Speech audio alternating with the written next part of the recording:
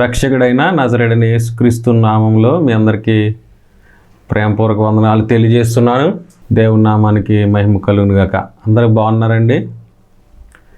అందరూ బాగున్నారని తలుస్తూ ఉన్నాను. దేవుడిచ్చినటువంటి మంచి సమయాన్ని బట్టి దేవునికి స్తోత్రాలు. ఇప్పుడు 40 రోజుల ప్రార్థనలు మన యొక్క సంఘాలన్నిటిలో కూడా జరుగుతున్నాయి కదండి. అలాగే దానికి సంబంధించినటువంటి వాక్య భాగమే మనం చూసుకుందాం. ఇది నాన్న దేవుని యొక్క వాక్యంలోంచి మనం చూసుకుంటే మార్కు సువార్త 11వ అధ్యాయం. మార్కు సువార్త 11వ అధ్యాయం 2వ వచనం చూసుకుంటే, మీ ఎదుటనున్న గ్రామమునకు వెళ్ళుడి, అందులో మీరు ప్రవేశించగానే కట్టబడి ఉన్న ఒక గాడిద పిల్ల కనబడను. దాని మీద ఏ మనుషుడు ఎప్పుడునూ కూర్చుని ఉండలేదు. ఇక్కడ దేవుని యొక్క వాక్యం సెలవిస్తూ ఉంది. మన ప్రభు అయిన యేసు ప్రభువారు చెప్తున్నారు, మీ ఎదురుగుండా గ్రామమునకు వెళ్ళి, ఆ గ్రామానికి వెళ్ళి మీకు కట్టబడి ఉన్న గాడిద పిల్ల కనబడును. కనబడితే అది మీరు తీసుకురండి అని ఆయన చెప్తున్నాడు. అంటే ఆయన అలాగూ తన శిష్యుల్ని ఇద్దరిని పంపిస్తూ ఉన్నాడు. గాడిద అంటే అసలు విలువ లేనటువంటిది. గాడిద అంటే ఎవరండి? విలువ లేనటువంటిది. గాడిదకి విలువ అనేది ఉండదు. అంటే గాడిద అంటే అది ఒక విలువ లేని జంతువు. చాలామంది అంటారు కదా, గాడిద చాకరీ చేస్తున్నారు అంటారు, లేకపోతే ఊరంతా తిరుగుతున్నాడు గాడిదలాగా అంటారు. అంటే అది దానికి అంత మంచి మంచి పదాలు అనేవి దాన్ని పొగడరు. అందరూ కూడా దాన్ని కొంచెం నీచంగా చూస్తారు. అయితే ఆ గాడిద గురించి మనం పాత నిబంధనలో చాలాసార్లు మనకి గాడిద ప్రస్తావన కనపడుతుంది. గాడిద ప్రస్తావన కనపడుతుంది. దేవుని సన్నిధి వెళ్ళడానికి గాడిదకి అంత అధికారం అనేది ఉన్నట్టుగా కనపడదు. అబ్రహాము తన కుమారుడైన ఇస్సాకుని బలిపీఠానికి తీసుకెళ్ళినప్పుడు ఆ గాడిదని అక్కడ ఉంచేయి అంటాడు. గాడిదని అక్కడ ఉంచేయి, గాడిద అక్కడ ఉండిచ్చండి అంటాడు. అయితే గాడిద దేవుని సన్నిధికి ఒకవేళ కానుకగా వస్తే కనుక ఆ నిర్గమాకాండం 13వ అధ్యాయం 13వ వచనంలో ఉంటుంది, మీరు గాడిద వెల ఇచ్చి గొర్రెపిల్ల వెల ఇచ్చి విడిపించాలి. ఆ నిర్గమాకాండం 13:13లో వెల ఇచ్చి విడిపించాలి. ఒకవేళ గాడిదను వెల ఇచ్చి విడిపించకపోయిన యెడల దాన్ని మెడ విరుగదీయవలెను. అంటే మెడ విరుగుదీయవలను, అది ఉండడానికే వీల్లేదు అంటాడు. అంటే మరి అలాంటి గాడిదను కూడా దేవుడు వాడుకున్న సందర్భాలు మనకి కనపడతాయి. గాడిదను వాడుకున్న సందర్భం మనకి పాత నిబంధనలో మనం చూసుకున్నట్లయితే ఎక్కడ ఉంటుందండి? ఆ సంఖ్యాకాండం 22వ అధ్యాయంలో మనకే కనపడుతుంది. సంఖ్యాకాండం 22వ అధ్యాయంలో మనకు ఆ గాడిద, మాట్లాడే గాడిద కనపడుతుంది. ఏ గాడిద అండి? మాట్లాడే గాడిద. ఆ బిలాము ప్రవక్త ఆ గాడిద మీద ప్రయాణం చేస్తూ ఉన్నాడు. బాలాకు రమ్మన్నాడు బిలాముని. ఆ బిలాము డబ్బు కొరకు ఆశపడిపోయి ఇశ్రాయేలీయుల ప్రజల్ని శపించడం కోసం అతడు వెళ్తూ ఉన్నాడు. దేవుని ప్రజలను శపించడానికి ఆయన వెళ్తూ ఉన్నాడు. ఈ రోజుల్లో డబ్బు కొరకు అన్నీ కూడా చేసేస్తారు. ఈ రోజుల్లో అయినా ఆ రోజుల్లో అయినా బిలాముకు కావాల్సింది ఏంటంటే ధనం, లేదా పేరు ప్రఖ్యాతులు, బంగారం. ఇవే బిలాము కోరుకున్నాడు. కోరుకుని ఆ ప్రయాణం చేస్తూ ఉంటే అక్కడికి వచ్చేటప్పటికి యెహోవా దూత, సంఖ్యాకాండం 22వ అధ్యాయం 23వ వచనం చూసినట్టయితే, యెహోవా దూత ఖడ్గమును దూసి చేత పట్టుకుని త్రోవలో నిలిచిండుట ఆ గాడిద చూసెను. ఆ గాడిద చూసింది. ఖడ్గాన్ని చేత పట్టుకున్నటువంటి యెహోవా దూతనే గాడిద ఏం చేసిందండి? చూసింది. చూసి తాను ఇంకా ఆ దారి అంట వెళ్ళకుండా పక్కకు తప్పుకోవడానికి ప్రయత్నం చేస్తూ ఉంటే అప్పుడు దాని యొక్క యజమానుడైనటువంటి బిలాము దాన్ని కుట్టాడు. ఒక్కసారి కాదు, ముమ్మార్లు కుట్టాడు, 3 సార్లు కుట్టాడు. ఇదేమో వెళ్ళట్లేదు, ఆ పక్కకి వెళ్ళిపోతుంది, నడతలేదు. కానీ బిలాము అయితే కుట్టి ఆయన అంటాడు,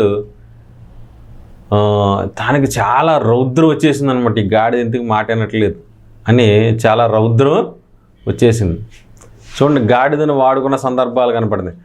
అప్పుడు అక్కడ చూస్తే ఆ గాడిద కంట యెహోవా వాక్కునిచ్చెను. 22:28.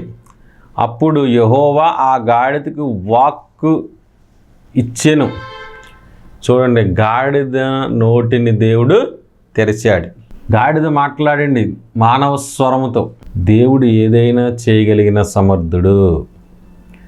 దేవుడు ఎవరి చేతైనా సేవ చేయించుకోగలడైనా, ఎవరి చేతైనా ఆయన సేవ చేయించుకోగలడు, ఎవరినైనా వాడుకోగలడైనా.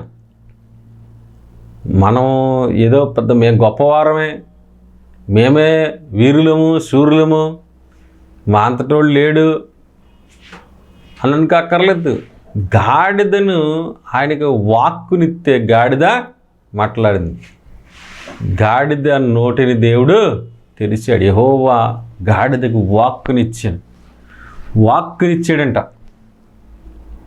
దేవుడే వాక్కునిచ్చినప్పుడు ఎవరైనా మాట్లాడతారు.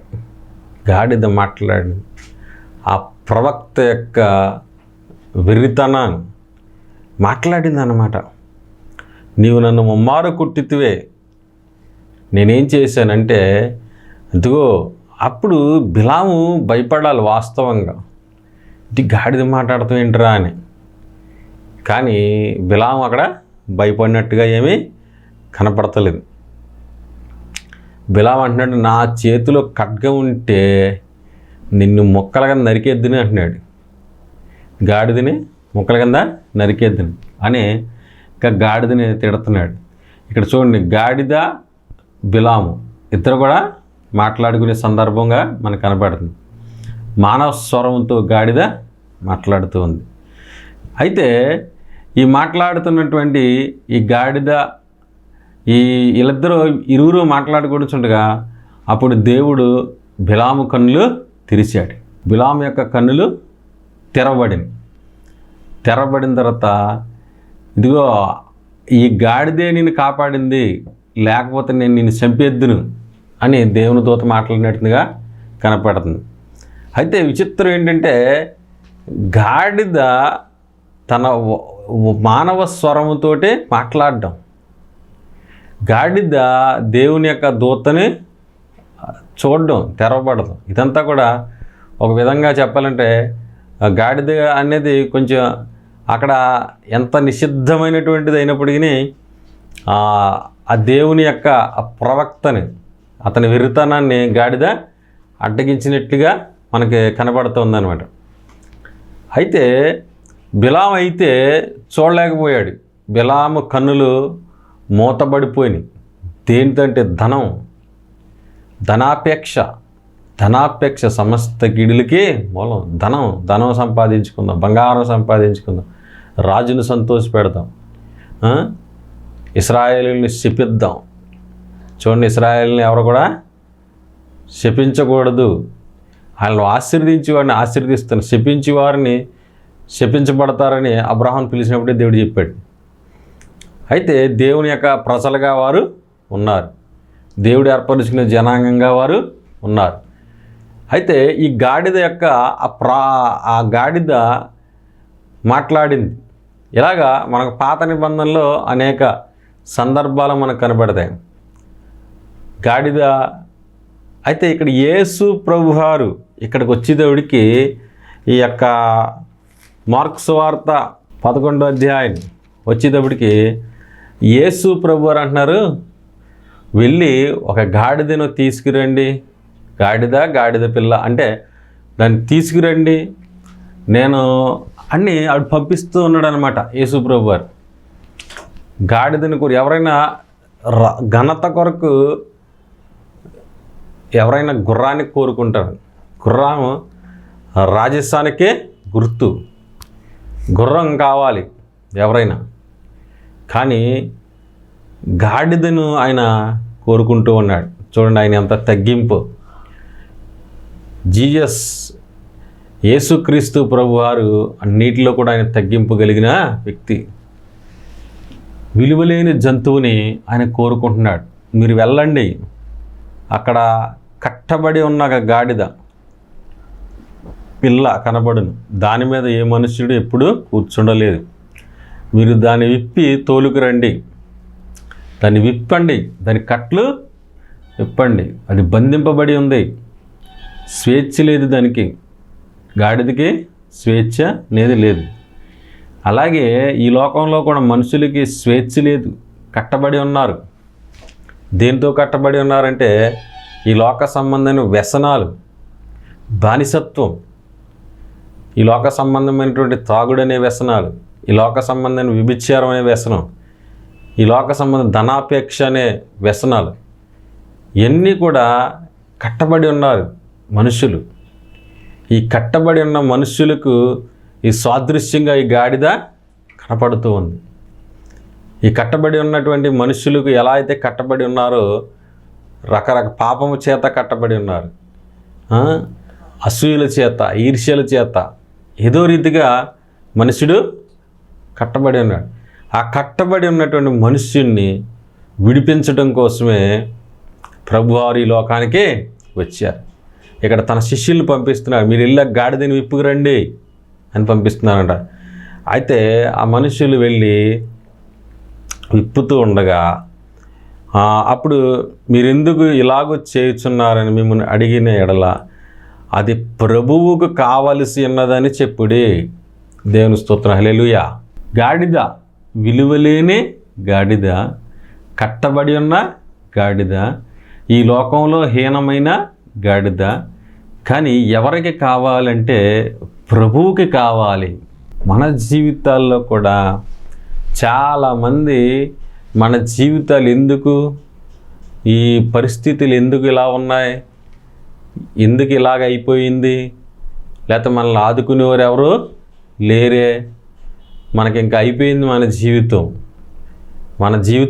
అయిపోయింది, ఇంకా చనిపోతే మంచిది, ఇంకెందుకు ఈ జీవితం, మన వల్ల ఏమీ అవడం లేదు, మన అప్పులు అలాగే ఉండిపోయినాయి, మన వ్యాధులు అలాగే ఉండిపోయినాయి, మన బాధలు అలాగే ఉండిపోయినాయి, మనల్ని కనీసం తిన్నావా అని అడిగినవాడు ఎవడో కూడా ఉండలేదు, ఎందుకు ఈ జీవితం అని చాలామంది అనుకుంటూ ఉంటారు. అయితే మీకు ఒక శుభవార్త చెప్పనా? మంచి వార్త, సువార్త, శుభవార్త ఏంటంటే నీవు ప్రభువుకు కావలసి ఉన్నది. హల్లెలూయా. నువ్వు ఎవ్వరికి అక్కర్లేదేమో, నీ ఇంట్లో వాళ్ళకి అక్కర్లేదేమో, నీ వీధిలో వాళ్ళకి అక్కర్లేదేమో, నీ యొక్క ఉన్నటువంటి ఆ ప్రాంతంలో వాళ్ళకి అక్కర్లేదేమో, నువ్వెవ్వరికి, నీ బంధువులకి అక్కర్లేదేమో, కానీ నువ్వు ఎవరికి కావాలంటే ప్రభువుకి కావలసి ఉన్నది. ప్రియా దేవుని జనాంగమా, దేవుని ప్రజలారా, దేవుడు అంటున్నాడు నీవు నాకు కావాలి అంటున్నాడు. ఆయన ఏదైనా చేయగలిగిన దేవుడు. నీవు నాకు కావాలి, నీవుంటే నీవు నాకు కావాలి, నీవు వస్తే నీ జీవితాన్ని నేను ఆశీర్వదిస్తాను, నీవు వస్తే నీ జీవితాన్ని నేను ఫలింపచేస్తాను, నీవు వస్తే నీకున్నటువంటి ప్రతి ఇబ్బంది, సమస్య, ఇరుకు అన్నిటి నుంచి తీసివేస్తాను, నిందలకు ప్రతిగా ఘనతనిస్తాను, నీ జీవితం ఒక రాళ్ళబాటగా ఉందేమో పూలబాటగా చేస్తాను. మోడుబారిన జీవితాలను చిగిరింప చేయగలిగిన దేవుడు. నువ్వు ప్రభువుకు కావాలి. ప్రభు దగ్గరకు వస్తే ప్రభువు నిన్ను ఆశీర్వదిస్తాడు. మోడుబారిన జీవితం రూతు ఎందుకు ఏమీ విలువలేనటువంటి జీవితం. భర్త చనిపోయాడు, మాంగారు చనిపోయారు, భర్త సహోదరుడు చనిపోయాడు, ఏమీ లేదు. పరిగి ఏరుకుంటాకి ఒకటి పొలంలోనికి, బోయాజు పొలంలోనికి వెళ్ళింది. ఏమి లేదు, వాళ్ళకి ఆస్తులు ఏమి లేవు, జీవితం అంటే ఏమీ కనపడట్లేదు. మోడుబారిన జీవితం. ఈ మోడుబారిన జీవితాన్ని దేవుడు ఆమెను ఆశీర్వదించాడు.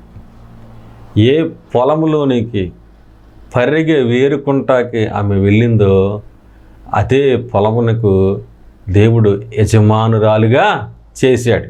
ఏ పిల్లలు లేరు, ఎవరు లేరు, కానీ దేవుడు ఆమెకు గర్భఫలాన్ని అనుగ్రహించాడు. అంటే చూడండి ఎంత గొప్ప దేవుడిని మనము కలిగి ఉన్నాము, ఆరాధిస్తున్నాము. దేవుని దగ్గరికి వెళ్ళిన తర్వాత ఆ మోయాబీయురాలైన రూతు జీవితం ఆశీర్వదింపబడినది. అలాగే మన జీవితాలు కూడా ఆ రూతు జీవితాన్ని ఆశీర్వదించిన దేవుడు, ఆ రూతు పరిస్థితిని ఆశీర్వదించిన దేవుడు. అలాగే మన జీవితాన్ని కూడా ఆయన ఆశీర్వదించే దేవుడు. మన జీవితాలకు కూడా ఆయన గొప్ప విడుదల, సంతోషం, ఆనందం, నెమ్మది, ఆరోగ్యం అన్నీ ఇచ్చే దేవుడై ఉన్నాడు. మీరు శంకించొద్దు, చింతించొద్దు, అనుమానపడొద్దు, అవిశ్వాసంగా ఉండొద్దు. దేవుని యందు నమ్మిక ఉంచండి. దేవుని యందు నమ్మిక ఉంచండి. ఇక్కడ ఈ గాడిద ఎవరికి కావాలంటే ప్రభువుకి కావాలి. అసలు ప్రభువు చేతిలో పడడం అనేది ఎంత గొప్ప భాగ్యం. ప్రభువు కావాలితే ఎంత గొప్ప భాగ్యం. మనం ప్రభువుకి కావాలి. ఇంక నా జీవితంలో ఏం ప్రయోజనం లేదంటే నువ్వు ప్రభువుకి కావాలి. ఈ దినము నువ్వు వాక్యం చూస్తున్న నీవు, వాక్యం విలుచున్న నీవు, ఎలా చూసినా, టీవీలో చూసినా లేకపోతే యూట్యూబ్లో చూసినా, ఇంకెందుకు నా జీవితం అనుకుంటున్నావేమో. నీవు ప్రభువుకి కావాలి, నీవు ప్రభువుకి కావాలి. అది ఎరుగు, ఎవరికి అక్కర్లేదేమో అనుకుంటున్నావేమో, కానీ నీవు ప్రభువుకి కావాలి. ఆ గాడిద అంట, ఆ కట్టబడి ఉన్న గాడిద ప్రభువుకే కావలసి ఉన్నదంట. అప్పుడు దాన్ని వారు పంపించారు. ప్రభువు కావాలన్నప్పుడు ఇంక వారు ఏమీ కూడా బంధించలేకపోయారు. నిన్ను కూడా నువ్వు ప్రభువుకు కావాలన్నప్పుడు ఎవరు కూడా బంధించలేరు. అపవాది నిన్ను బంధించలేరు. ప్రభువు కోరుకున్నప్పుడు నిన్ను ఎవరు కూడా బంధించలేరు. ఇంకా ఆయన కావాలి కాబట్టి ఆ పంపించి వేసిన తర్వాత చూడండి, దానికి ఆ గాడిదను తీసుకొచ్చారు. గాడిదను తీసుకొచ్చిన తర్వాత దాని మీద బట్టలు వేశారు. 11:7 నుంచి గాడిద యేసు నొద్దకు తోలుకుని వచ్చి తమ బట్టలు వారిపై వేయగా, చూడండి బట్టలు వేశారు ఆమె గాడిద మీద. ఇది చదివినప్పుడు నాకు చాలా ఆశ్చర్యం వేసింది. గాడిదని దేనికి ఉపయోగిస్తారంటే బట్టల మూటలు మోయడానికి, ఆ రోజుల్లో ప్రయాణం చేయడానికి, బట్టల మూటలు మోయడానికి, బరువులు మోయడానికి గాడిదని ఉపయోగించారు. ఇప్పుడు దాని మీద ఏం వేశారంటే చక్కని బట్టలు పరిచారు. చక్కని బట్టలు పరిచారు అనమాట. అంటే బట్టలు మోసే గాడిద, బట్టల మూటలు మోసే గాడిద ఆ బట్ట చక్కగా పరిచి, అది ఏంటంటే బట్టల మీద నడిచింది. ఇది గొప్ప విచిత్రం. బట్టలు మోసే గాడిద బట్టల మీద, కింద బట్టలన్నీ కూడా దారి పొడుగున పరిచినప్పుడు బట్టల మీద నడిచింది గాడిద. బట్టలు మోసే గాడిద బట్టల మీద నడిచింది. కాబట్టి ఎవరి జీవితంలో అయినా కష్టాలు, బాధలు, వ్యాధులు ఉన్నట్లుంటే అవి కలకాలం ఉండవు. ఒక సూర్యోదయం అయిన తర్వాత అస్తమయం కలుగుతుంది, అస్తమయం కలిగిన తర్వాత ఉదయము కలుగుతుంది. సుఖదుఖములను దేవుడు జతపరిచి ఉన్నాడు. కలకాలం ఉండవు కష్టాలు. దేవుడు విడుదలిస్తాడు, దేవుడు సహాయము చేస్తాడు. బట్టలు మోసే గాడిద బట్టల మీద నడిచింది. చూడండి దానికి ఎంత ఆధిక్యత వచ్చిందో. యేసు ప్రభు దాని మీద కూర్చున్నాడు కాబట్టి దానికి ఆధిక్యత. దేవుని స్తోత్రం, హల్లెలూయా. యేసు ప్రభు దాని మీద కూర్చున్నాడు కాబట్టి దానికి ఏమొచ్చిందండి? ఆధిక్యత. దానికి గౌరవం వచ్చింది, దానికి విలువ వచ్చింది. చెట్లు కొమ్మలు నరికి దానికి దగ్గరగా వేశారు, దానికి ఆహారం వచ్చింది, దానికి విలువ వచ్చింది. ఇలాగే మన జీవితాల్లో కూడా జరుగుతుంది. మనకి కూడా దేవుడు సహాయము పంపిస్తాడు, దేవుడు మనకు కూడా సహాయము చేస్తాడు. యేసు ప్రభు గారిని మోసినప్పుడు మరి ఆయన బరువు అది భరించాలి. అంతేగాని యేసు ప్రభు గారిని కింద పడేసి పరిగెత్తి వెళ్ళిపోయింది కాబట్టి ఏం చేస్తారు? ఆ గాడిదని బట్టల మీద నడుస్తుంది, అది దానికి చెట్టు కొమ్మలు ఎవరైనా వేస్తారా? తినడానికి ఆహారం వేయరు. అది ఆయన మోసినప్పుడే దానికి విలువ. అలాగే మన జీవితాల్లో కూడా ఆయన ఆజ్ఞలు పాటించినప్పుడే మనకు విలువ. ఆజ్ఞలు ఒక్కొక్కసారి మనకి బరువుగానే ఉంటాయి, ఒక్కొక్కసారి కష్టంగానే ఉంటాయి, ఒక్కొక్కసారి ఇబ్బందికరంగానే ఉంటాయి.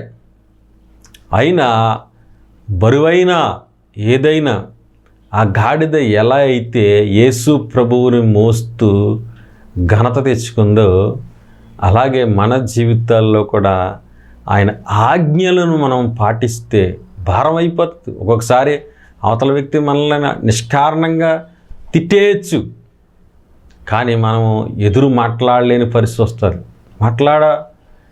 మనల్ని నిష్కారణంగా అవతల వ్యక్తి మనల్ని ఎన్నో బండబూతులు తిట్టవచ్చు, కానీ మనం అలాగ మాట్లాడేస్తామా?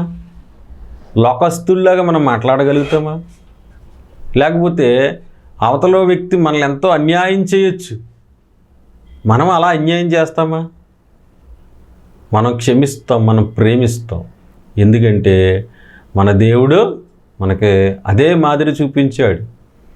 చూడండి, క్రైస్తవులంటే శాంతి కాముకులు, శాంతిని కోరుకునేవారు. గొడవలోకి వెళ్ళరు, ఎవరిని కూడా ఇబ్బంది పెట్టరు, వారి పనేది వాళ్ళు చేసుకుంటారు. చూడండి, శాంతి, ప్రేమ, త్యాగం. ప్రభు మనకు అదే చూపించాడు. కలువరి సిలువలో ఆయన ఏం చూపించాడండి మనకి? ఆయన ప్రేమ.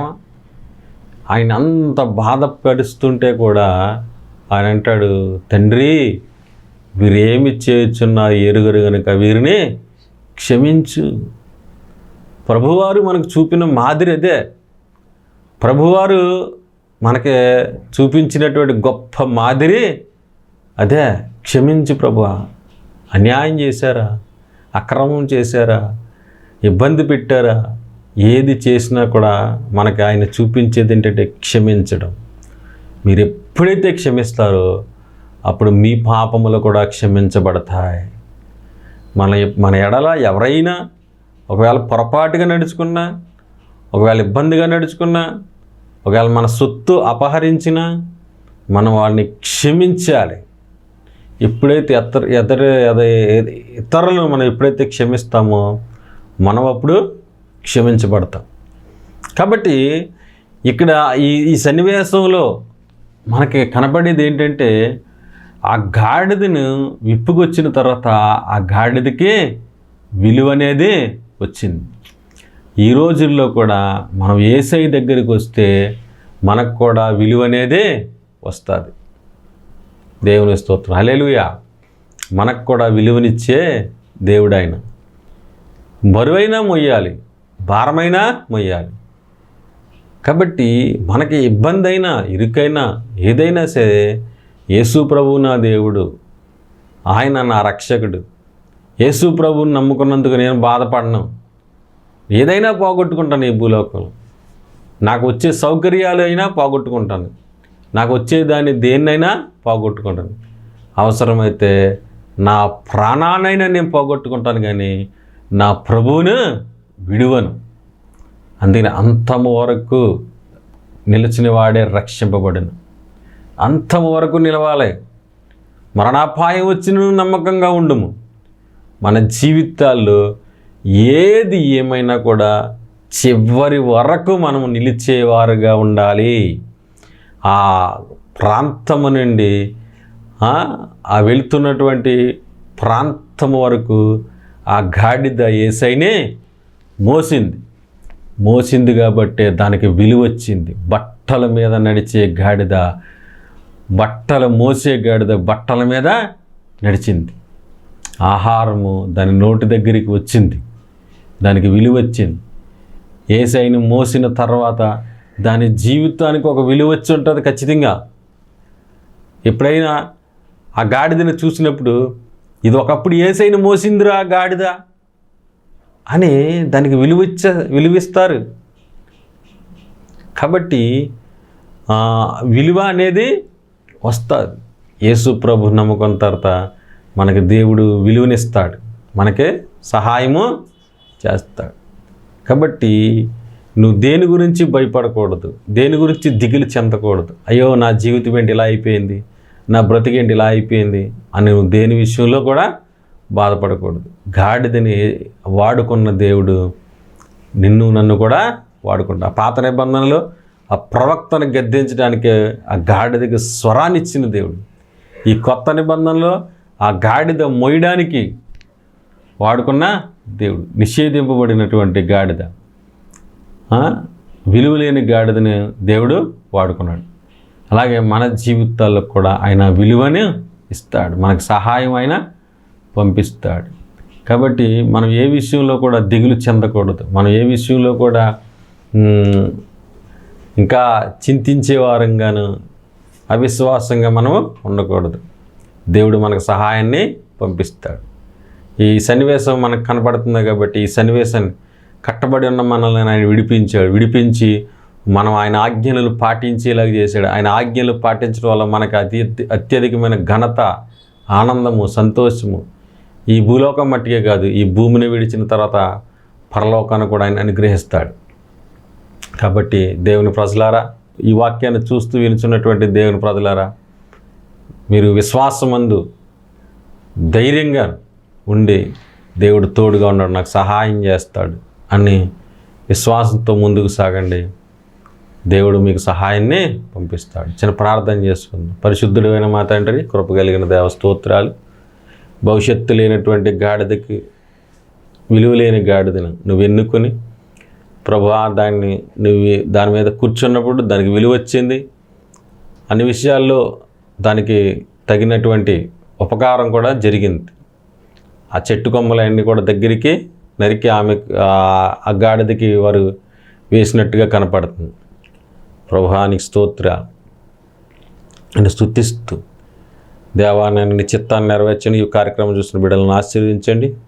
ప్రతి వారికి దీవించి కృప చూపించమని ప్రభువును రక్షకుడు నజరేయుడైన యేసుక్రీస్తును ప్రార్థన చేస్తున్నాం పరమ తండ్రి. ఆమేన్. అందరికీ వందనాలు.